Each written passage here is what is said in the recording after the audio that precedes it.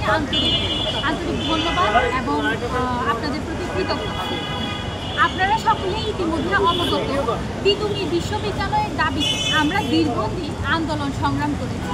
তিতুমিরের শিক্ষার্থীদের দাবিকে যৌক্তিক বললেও বর্তমান বাস্তবতায় এটি পূরণে মন্ত্রণালয় নিজেদের অপারগতার কথা প্রকাশ করে এবং শিক্ষার্থীদের 6 দফা দাবি পূরণের আশ্বাস দিয়েও সেটি প্রদান করেনি।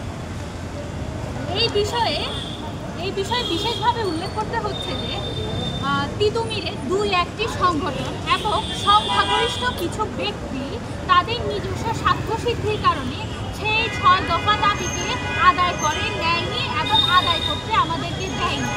তারা ইউজিসির সাথে যেই ধরনের ইউজিসির সাথে গিয়ে তারা যে সকল আলাপ আলোচনাগুলো করেছে সেটি আমরা অবশ্যই লক্ষ্য করেছি।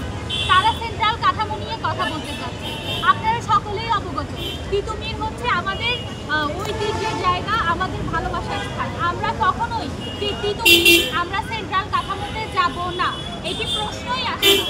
আর আরেকটি বিষয় আমি সুস্পষ্টভাবে উল্লেখ করছি, সবুজ মাতব্বরের মতো কিছু মাতব্বর যারা ইউজিসিতে গিয়ে তিতুমিরকে সেন্ট্রাল কাঠামোতে অন্তর্ভুক্ত করার জন্য উঠে পড়ে লেগেছেন, তাদের উদ্দেশ্যে বলছি, তিতুমির কলেজের সংখ্যাগরিষ্ঠ জনগণ আপনাদেরকে প্রতিহত করতে প্রস্তুত। আপনারা এই ধরনের দুঃসাহসিকতা দেখাবেন না। আমরা কোনোভাবেই সেন্ট্রাল কাঠামোতে যাচ্ছি না।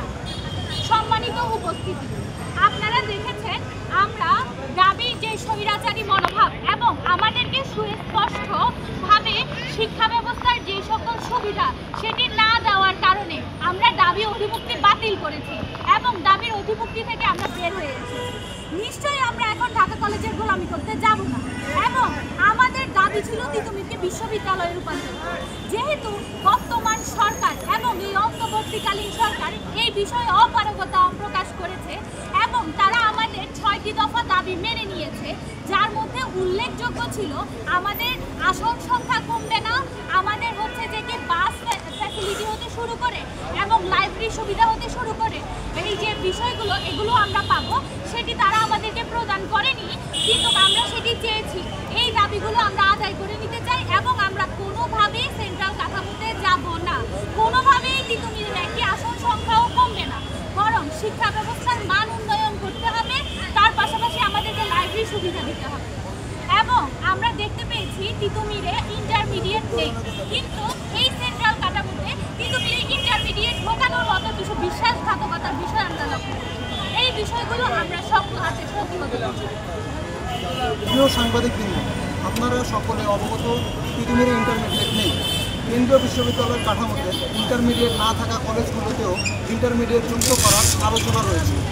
এটি আরেকটি সংকট তৈরির ষড়যন্ত্র, কারণ কিছুদিন আগে বিশ্ববিদ্যালয় ইস্যুতে ঢাকা কলেজে ইন্টারমিডিয়েট এবং অনার্সের শিক্ষার্থীদের মধ্যে একটি উত্তেজনা দেখা যায়।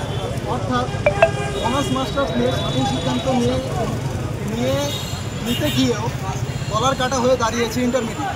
এখন এমন পরিস্থিতিতে তিতুমিরে ইন্টারমিডিয়েট যুক্ত করা হলে তা সর্বাত্মকভাবে প্রতিহত করা হবে। প্রিয় সাংবাদিক বন্ধু, ইতিমধ্যে তিতুমিরের সেই ষড়যন্ত্রকারীরা আবারও সক্রিয় হয়ে উঠেছে। তারা ইতিমধ্যে বিভিন্ন গুজব ছড়িয়ে যাচ্ছে, যেমন তারা বলেছে আমরা তিতুমিরকে আবার জাতীয় বিশ্ববিদ্যালয়ে ফিরিয়ে নিয়ে যেতে চাই, আবার ডিগ্রি চালু করার চেষ্টা করছে। প্রকৃতপক্ষে এমন কোনো ধরনের ভিত্তি আমাদের নেই। তারপর একটি বিষয় লক্ষ্য করি, 7 কলেজের অধ্যক্ষদের অভ্যন্তরীণ আলোচনার বিষয়বস্তু ইদানিং কিছু শিক্ষার্থী জানতে পারে। এগুলো নিয়ে ষড়যন্ত্রমূলকভাবে তিতুমিরের অধ্যক্ষকে নিয়ে ঢাকা কলেজ, ঢাকা কেন্দ্রীয় বিশ্ববিদ্যালয়ের অনলাইন গ্রুপ এবং পেজে থেকে নোংরা ভাষায় আক্রমণ করা হচ্ছে, যা একজন শিক্ষার্থীর নৈতিক এবং পারিবারিক শিক্ষাকে প্রশ্নবিদ্ধ করে। পরবর্তীতে সমালোচনার মুখে সেগুলো অপসারণ করা হয়েছে। সম্মানিত উপস্থিতি, তিতুমির কলেজের শিক্ষার্থীদের স্বার্থে এবং শিক্ষার মান উন্নয়নে আমরা নিম্নলিখিত দাবিসমূহ উপস্থাপন করছি। তার 1 নম্বর দাবি হচ্ছে শিক্ষার্থীর দিক বিবেচনায় দক্ষিণ এশিয়ার বৃহত্তম শিক্ষা প্রতিষ্ঠান হচ্ছে সরকারি তিতুমির কলেজ। সারা বাংলাদেশের অসংখ্য শিক্ষার্থীর উচ্চ শিক্ষা গ্রহণের অন্যতম গন্তব্য সরকারি তিতুমির কলেজ।